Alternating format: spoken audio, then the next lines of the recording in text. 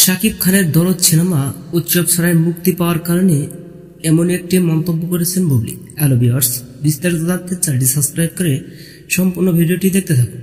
সুপ্রিয় দর্শক, ঢালিউড বাদশাহ শাকিব খান অভিনীত আলোচিত সিনেমা দরদ অবশেষে উৎসব ছাড়াই 15 নভেম্বরে দেশের 84টি প্রেক্ষাগৃহে মুক্তি পেয়েছে অনন্য মোহন পরিচালিত এই সিনেমাটি।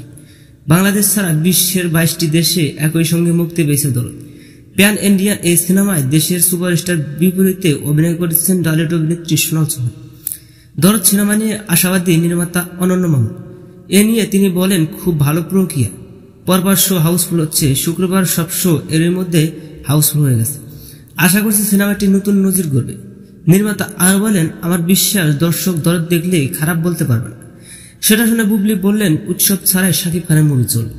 আমারও বিশ্বাস শাকিব খানের মুভিটি অনেক ভালো হবে, আমিও চাই। তো সুপ্রিয় দর্শক, বুবলির এমন কথা শুনে আপনি কি ভাবছেন সেটা ভেবে কমেন্ট করতে পারেন নিচে কমেন্ট বক্সে। ধন্যবাদ পুরো ভিডিওটি উপভোগ করার জন্য।